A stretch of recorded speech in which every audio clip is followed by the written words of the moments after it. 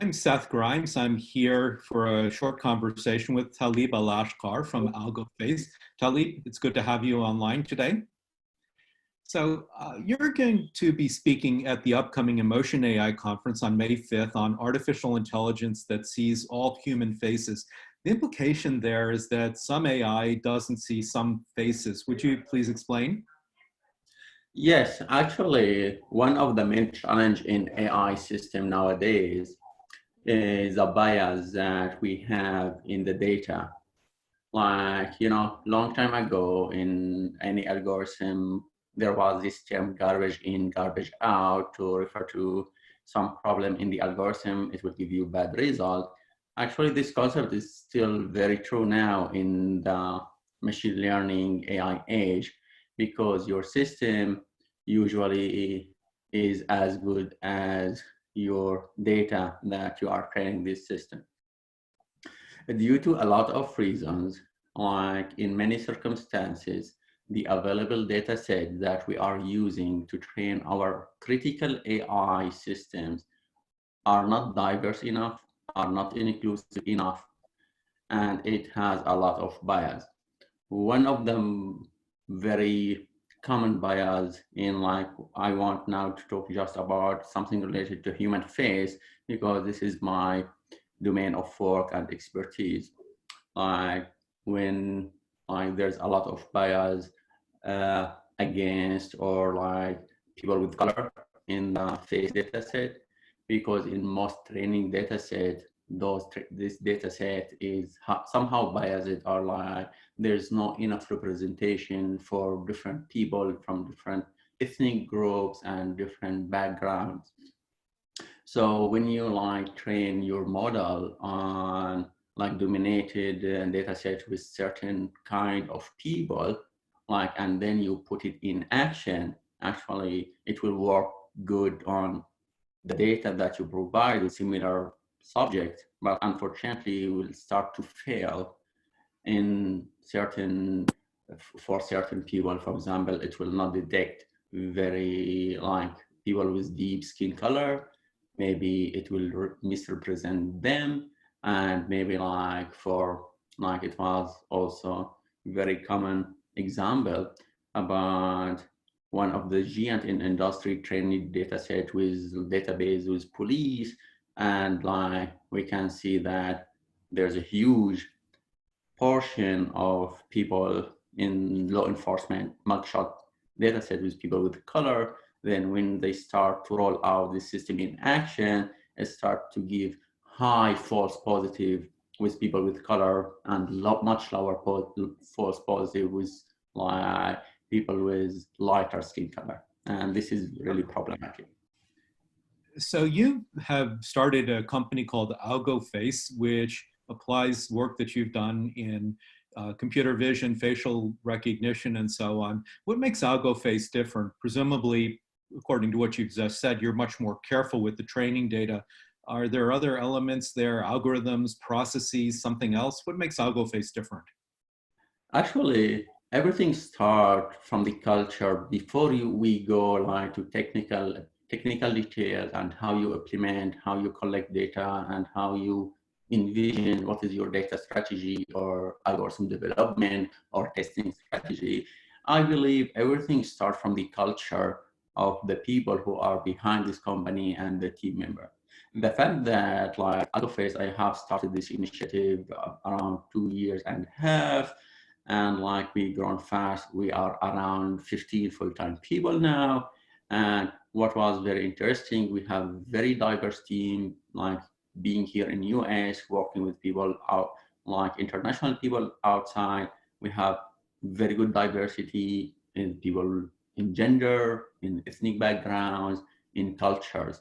That make and since we are dealing with face data, that make everybody in the team is very sensitive and careful about how we are developing our system, how this system will work, and and everything starts from the culture, because by the end of the day, every step that you are taking in your product development, that you will put it in the hand of people, like it comes from the mind of people like product manager or visionary people in this company, or like how they are envisioning these problems. So we have very diverse, inclusive team, unfortunately, number one. And I believe that diversity in the age of AI is not something nice that multi-billion-dollar company doing for marketing and branding. I believe it goes much more beyond that. It really is give you a lot of different perspectives when you are like brainstorming and like discussing or even testing your product. Like, it is very, very valuable when you have in your team like people from different gender, from different culture, from different skin color. Certainly they start to feed you with a lot of different perspective. Also the fact that I'm from Middle East, I studied in Europe and then moved to US. I have experienced multiple different culture in my mind, in my life. So I'm a little bit more exposed to how those systems might, where they might make problem, where might not. So this is, I would say this is a main reason. If you want to go to technical levels, certainly number one, data. Like we are investing heavily in our data strategy. Most of startups decide to outsource this task to other companies. Uh, Unlike many of other startups that I'm aware of, we didn't. We have built our own data team overseas. We collect our own data. We label our own data. We clean our own data by our own team who are trained by us, who are like onboarded by our own quality and standards and values to feed those data to our system. Right. So this was very critical decision that we have made in early stage, and like it came out to be very, very true, because when you try to work with like those outsourcing companies, it is very difficult to transfer your culture to them. Other elements in addition to the data that make you different? So there's the culture of your organization, uh, uh, the data that you're handling it yourself, and can be especially sensitive to the bias tendencies, since effectively a lot of you have lived in a world that prioritizes white people. Yeah. Yeah.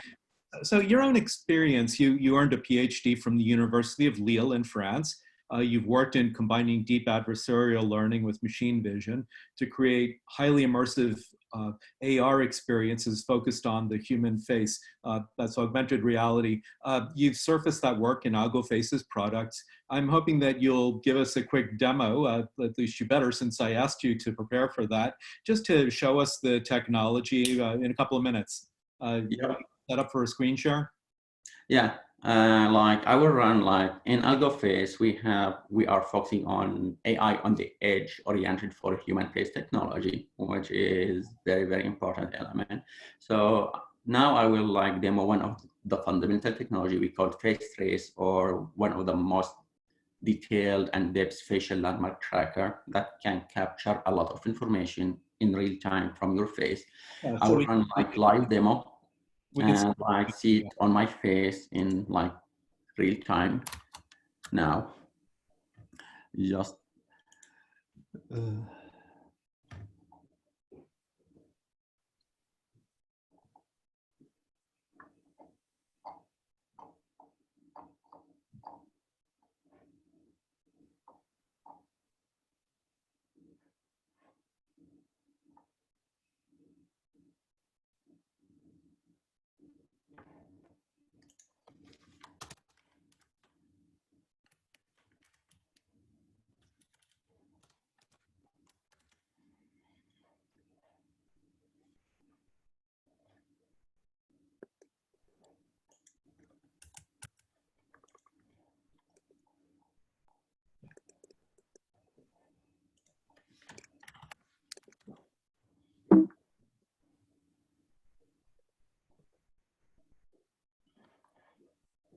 You're having trouble getting set up? I will trim this middle part out of the video. yeah.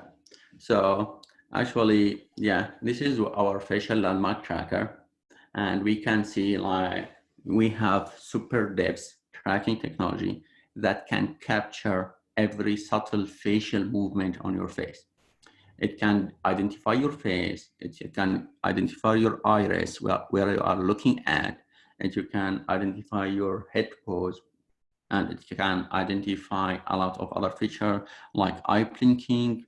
We can see this like green plot. It like detect how many times you are blinking and for how long. And the blue one detecting like your mouth, like when you are talking, we have this a little bit of movement. When you are yawning, for example, you can see this blue line goes very high. This is fundamental technology that runs on the edge, and it captures a lot of facial subtle motion.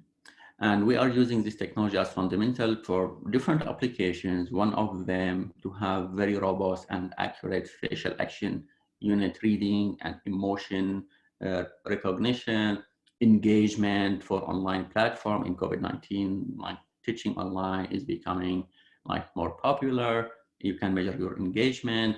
Actually, there's a lot of use cases of this technology. Part of it goes to driver passenger monitoring system in automotive industry as well. And it can play a very important role for like augmented reality for human face.